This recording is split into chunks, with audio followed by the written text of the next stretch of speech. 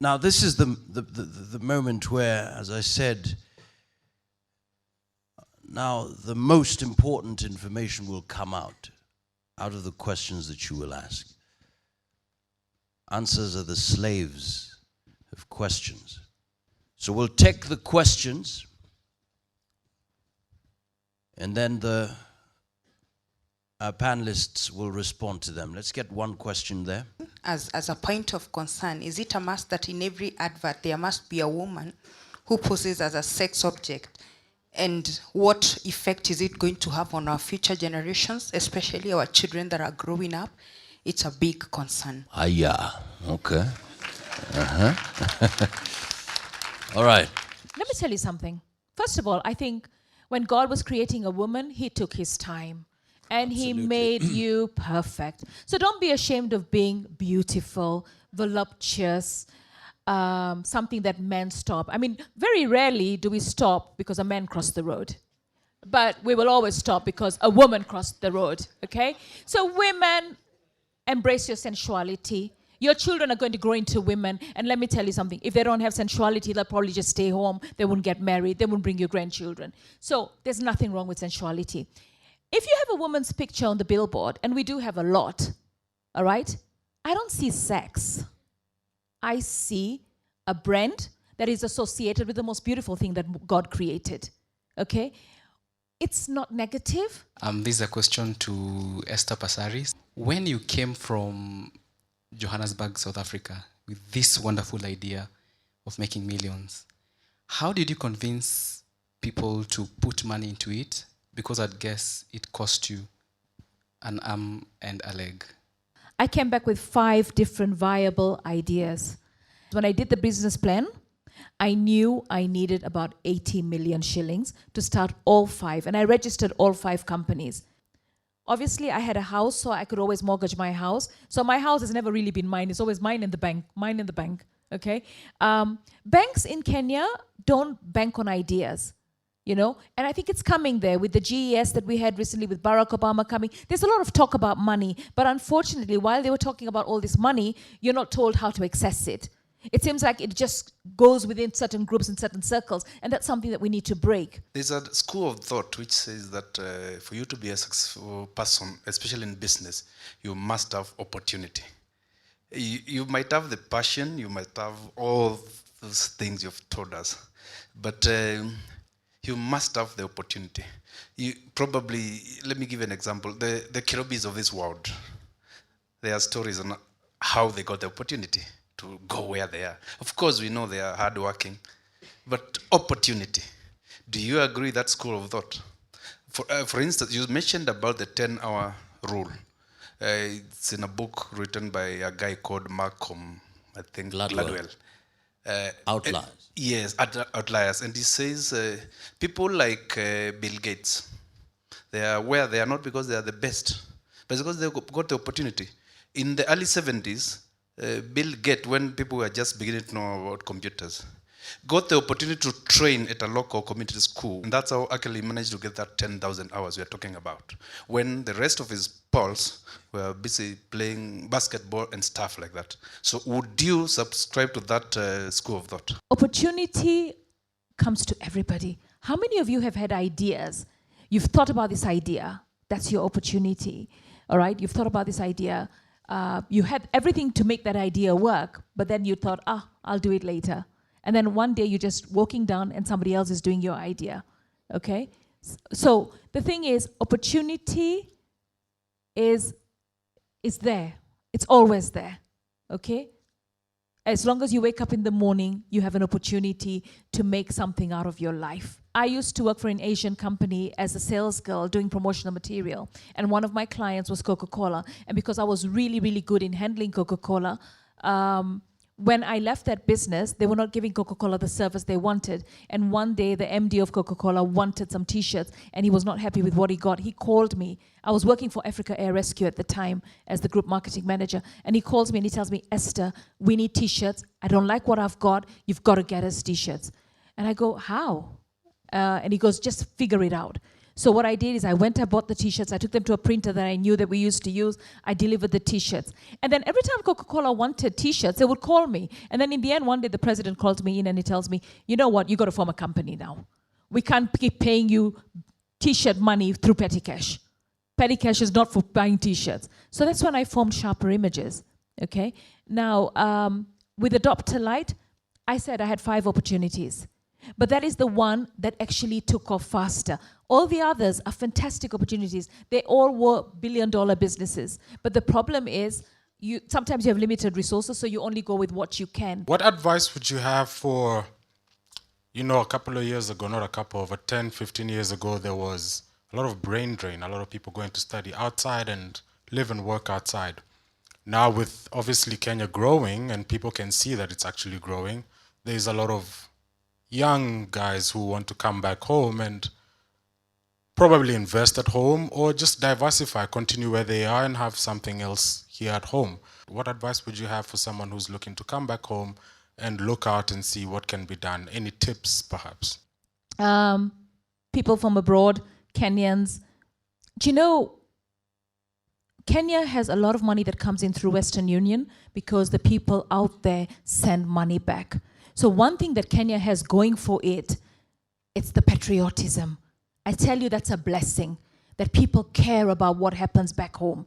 People send the money here. Will the people that live abroad come back and stay in Kenya? They come, but they get frustrated, all right? Because things here don't work. Frustration. I mean, it's like you're in a straitjacket or you're locked between walls. And out there, it's free. You have an idea, you go, you do, and you make it. In Kenya, even though we're getting there, you can register a company online. We've got institutions that are being created, but we're not there yet. When a person wants to come back to invest in Kenya, rest assured they will come. But as long as they're out there and they're connected to the homeland, that's fine. What I would advise them to do is, our stock exchange is quite vibrant, right? Is right now encourage Kenyans in the diaspora to invest in the stock exchange market in Kenya, which will boost it and boost the prices and make it more profitable, all right? Because I think that's a way to connect with your country. Get into the stock exchange, get into all those companies. Alternatively, property seems to be a big thing right now, though I have a feeling that it's about to, you know, it will eventually, because I'm seeing a lot more to let and for sale signs, right? And people will connect, but I think we need to sort out the traffic. You know, I came from Dubai once. It took me 4 hours from Dubai to Nairobi. It took me 4 hours from the airport to Kitisuru, 20 kilometers away, 14 kilometers away. So we need to sort out some of these things. Much as we're putting up the infrastructure, you know, we need to have water, we need to have connectivity, we need to have electricity, blackouts all the time. Kenya Power is supposed to be the most efficient parastatal, but we do have blackouts. So the people that lived abroad, who are used to things working, tuck, tuck, tuck, tuck, tuck, are not going to find Kenya attractive. I'd like to, first of all, thank Madam Wesa Pasaris for that kind of great answer she has given. So I'd like to ask her, what is she doing as a person or a group of strong women like her to help young ladies who are coming up? Because you find that most of them, they're giving up. We can mentor as many people as we want, you know, but that's not enough, you know. At the end of the day, you have your purpose, you have your journey, and it could go right and it could go wrong. You know, I can give you advice. I can tell you, do this. I can tell you, this is the way to get where you're going. But ultimately, the decisions are made by you. Because I can't live your life. I can't even live my children's lives. So change your mindset. Stop playing victim. All right? You want to be rich? Then you got to look in the mirror and tell that man that you're seeing, you're rich, okay? You're rich. You know when you pray to God and you say, God, I want this and I want that, and then you say, I don't think God's going to give it to me. You kill it, all right? You've got to pray and believe. And remember, if it doesn't come, because not all prayers get answered, huh? Sometimes God's busy. Steve Jobs says being fired from his own company opened so many opportunities for him, all right? So just remember that you've got to change your mindset. You've got to change the story. You know, stop saying the same things, because if you do things the same way over and over, you're not going to get a different result. So if you stay there and say, I don't have, you're not going to have. I love to ask one thing. How do you close a deal? How do you close a sale? How do you seal a deal? I saw you thinking really hard about that one. Believe that you can seal the deal. All right? 90% of everything that you do depends on your confidence. You've got to believe that you're going to seal the deal. And if you don't seal the deal, right, go for the next one. Okay? Not everybody's going to say yes. I mean, you're going to propose to maybe 5 women before you finally get the yes, you know? I mean, women are becoming a lot more choosy and stuff, you know? So, the deal. You know who's the best person to help you close the deal? He's one of the best salesmen that ever lived, still lives. Brian Tracy. Brian Tracy. He writes amazing books on selling, and he basically learned to become the best salesman ever, right? And it wasn't because he had a degree.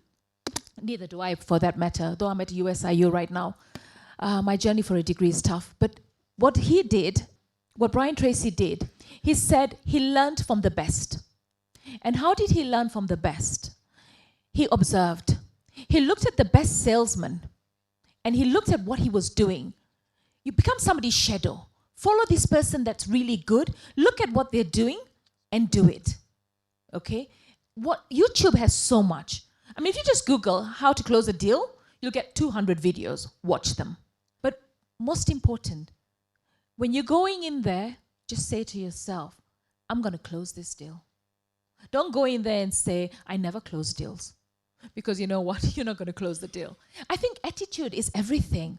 You know, you've got to have the right attitude. For the gentleman who's asking about people coming back from the diaspora, one of the greatest failings, I think, of our educational system these days is that we are still taking people through school with the idea that they will come out of school and get a job. The truth about Kenya is that if we are going to get from where we are, we were classified middle income the other day, but the only way that Kenya is going to get where it wants to get is for there to be more and more entrepreneurs. To the people in the diaspora, what can they do about business in this country? Remember that you don't have to be physically present there to run the business. So what can they do about starting business in this country and getting the business running? Then they can come and employ themselves when they get back into the country. We think that for you to run a business, you have to be there. But the truth is that if you think structure, you can set up the structure, you can get people to run the business. Chris Kirubi doesn't run all of his businesses, does he? He doesn't run all of his businesses. He gets people to run those businesses. So even when they're out there, they can go through the process of selecting an idea, determining which idea is viable, and then working with people here to set up the structure to implement that idea whilst they're still there. It's very possible, and it has been done. But again, like I say, you have to follow structure. It won't just happen. You have your simple business, you're a tailor, whatever you're doing, a simple business, and you've been afraid of being on TV. WTV is here saying, you know what, come here. Just 50,000, that's about 1,000 per day. Think about it.